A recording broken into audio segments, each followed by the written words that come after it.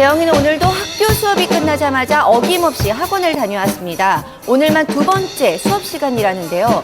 아들 교육 때문에 아낌없이 투자한다는 어머니 덕분에 재영이는 오늘도 방과 후 몇 시간이 지나서야 집에 돌아왔습니다. 한 달 초등학생의 사교육비 과연 얼마인지 궁금한데요. 혼자 사교육비로 들어간 게 200가족 나갔었죠. 비용만큼이나 놀라운 게 있다는데요. 한번 보시겠습니까? 달력에 빼곡하게 적혀있는 게 바로 초등학교 4학년 재영이의 방학 스케줄입니다. 할 게 많네요. 쪽으로 보면 한 10개 정도 되는 것 같고요. 매일매일 가는 게 한 4개? 학교에서 이런 게 다 해결이 되면 이렇게 과외를 안 해도 될 것 같은데 학교 안에서 해결이 안 되는 게 너무 많아가지고 그냥 자기 발전을 위해서는 꼭 해야 되는 거. 학교 수업도 따라가야 되니까. 내년부터 시작될 예정일 방학제도, 일명 자율방학제입니다. 겨울방학 시작을 12월 말에서 1월 초로 미뤄서 2월 등교 기간을 최소화하겠다는 건데요. 자, 또한 현재 학기제를 유지하되 기존 방학 일정을 조정해 일주일간 쉬는 봄, 가을 방학을 만들겠다는 거고요. 자, 그렇다 보니 아이들 방학을 이용해서 단기 어학연수나 이 캠프를 보내려는 학부모들이 늘고 있다고 합니다. 자, 겨울방학은 아직 한 달이나 넘게 남았지만 영어 캠프 설명에는 어머니들의 발길이 끊이질 않고 있었는데요.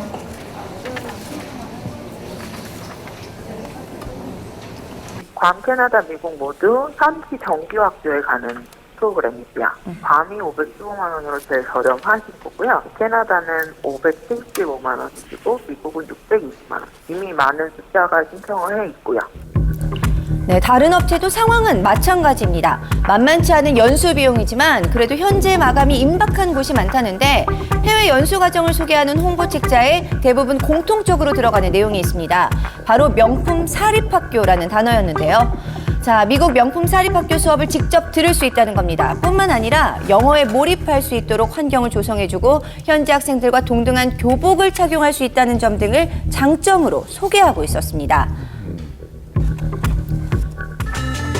자, 업체 관계자들의 말에 따르면 최근에는 학생 혼자 가기보다는 어머니 혹은 보호자와 함께 가는 경우도 많다고 하는데요. 네.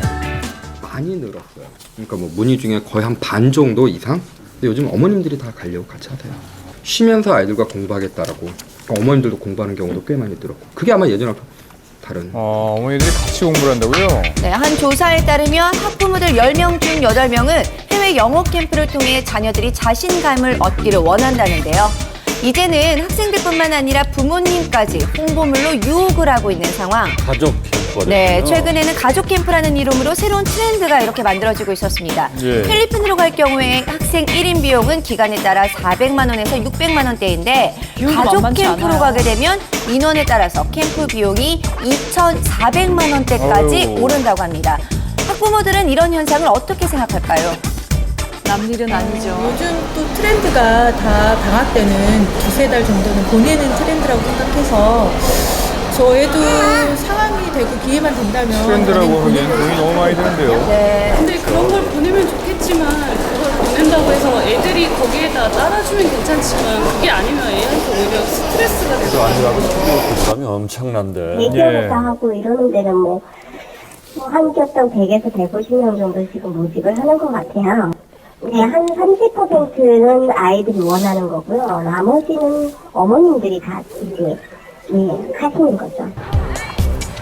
학생들을 직접 만나 방학 중 해외에 다녀온 적이 있는지 경험을 들어봤습니다. 많은데요? 저 태국 다녀왔었어요. 이탈리아랑 독일이랑 프랑스.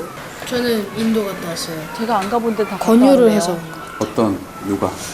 엄마도 되게 권유 많이 하셨고 이번 여름 방학에 어디 많이 갈 데도 없는데 차라리 이번에 공부 많이 하러 인도를 갔다 오라고 권유하셨어요. 짧은 해외 어학연수, 학생들에게 과연 어떤 효과가 있을지 궁금한데요.